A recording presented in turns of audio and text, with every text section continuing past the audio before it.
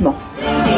Et voilà, ce sont des garçons qui, pour aller à l'école tous les jours, c'est courir un ultra-trail. Donc c'est des journées qui sont compliquées, c'est des enfants dont l'espérance de vie est toujours compromise dans la mesure où il y a une vraie insuffisance cardiaque et l'absence de globules blancs fait qu'ils ne sont pas protégés contre les microbes. Donc c'est vraiment une maladie qui est dangereuse, même si au quotidien, c'est des enfants, on se dit, il va très bien. En fait, il y a vraiment beaucoup de choses à faire en termes de prévention et en termes de recherche médicale. Alors, comment c'est décelé, à partir de quel âge, dites-moi? Alors malheureusement, c'est une maladie qui est très mal connue. On recense actuellement 10 cas en France, 200 cas dans le monde, donc on est vraiment sur une maladie très rare. Souvent, quand on tombe sur le cardiologue qui a entendu parler de la maladie, il va faire le rapprochement, insuffisance cardiaque, absence de globules blancs, et il va penser au syndrome de Barth. Après, c'est un test génétique. Pourquoi nous on est là aujourd'hui, c'est pour faire connaître la maladie, parce que si ne serait-ce qu'un médecin aujourd'hui entend ça, garde ça dans un coin de sa tête, et qu'un jour il voit un petit garçon avec ces deux symptômes et qu'il a justement cette idée du syndrome de Barth, on peut proposer un meilleur suivi, un meilleur diagnostic, et on améliore la qualité de vie et la survie de ses enfants. Alors cette association a été créée il y a combien de temps?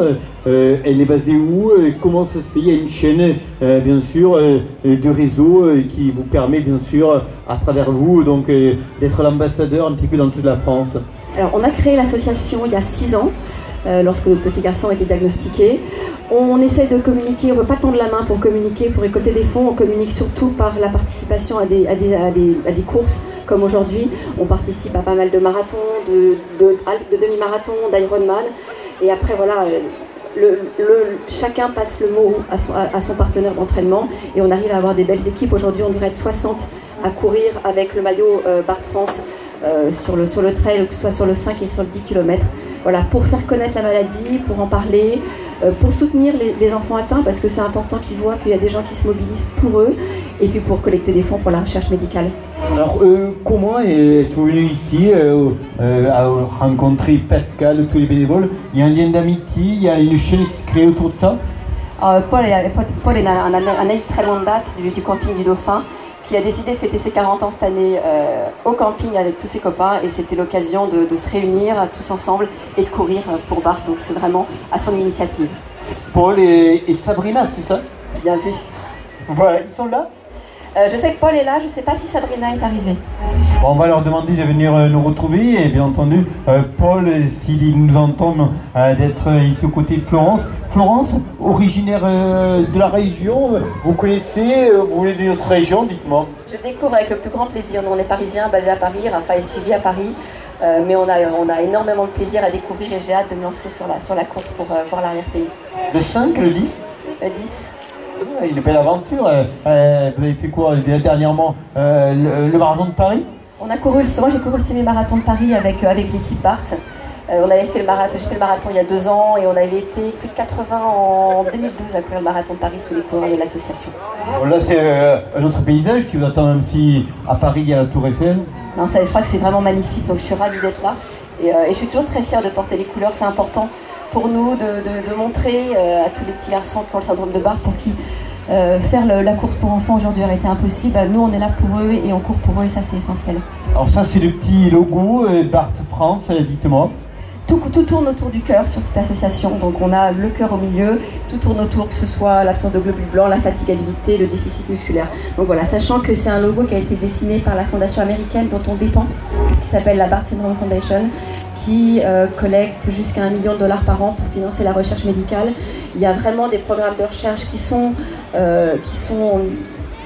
initiés par cette association et que nous on soutient tous les ans. Donc il y a vraiment un moteur devant nous, on n'est pas juste tout seul dans notre coin, il y a un énorme moteur aux États-Unis.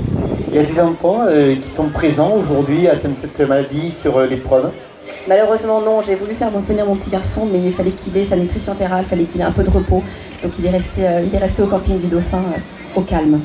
Ouais, ça veut dire quand même qu'ils sont obligés d'être assistés journalièrement, même quand ils vont à l'école, alors, vous avez parlé d'une espérance d'âge, ça va, on sait un petit peu, il y a des recherches qui ont établi un petit peu ces données.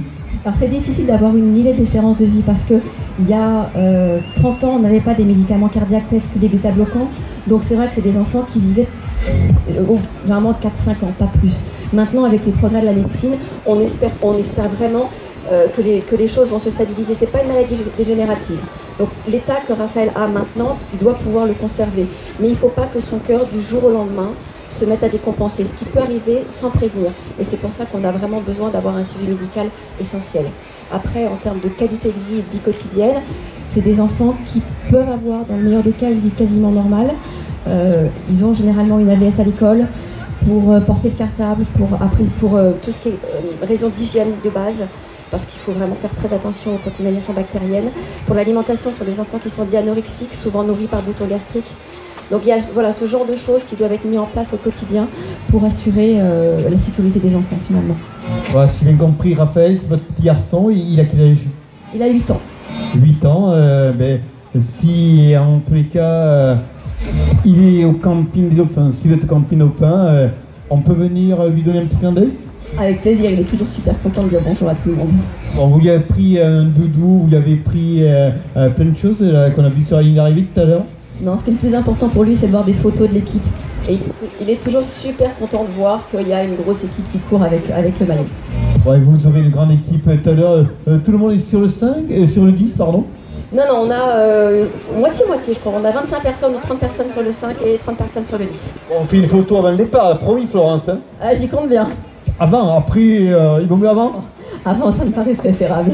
Bon, je vous attends avec tout à l'heure ici toute l'équipe.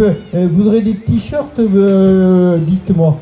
Couleur, ah ben voilà, blanc et... Ah mais alors, vous êtes magique, hein, parce que moi je suis de Castres et nos couleurs sont bleu et blanc. Et on espère que cet après-midi, ils auront battu le Stade Toulousain pour aller du côté de Toulon, de Mayol pour les barrages. Voilà, ça c'est le top 14. Ça vous gêne pas, hein? J'adore le rugby. Parce que Stade Français et Racing, vous connaissez? Un tout petit peu, j'ai 2 garçons rugbyman. Donc, Ah, au Racing ou au Stade? Ah non, ils sont encore petits, donc ils sont encore en club de formation. Et qui est votre club de cœur? Le Racing ou le Stade? Ah, j'aime bien le Racing. Bon, ça va parce que les entraîneurs formés à Castres, Laurent Labitte et Laurent Travers. Laurent Labitte, je l'ai entraîné quelques années et maintenant il a fait son long de chemin, quoi. C'est lui qui drive le Racing Club 92.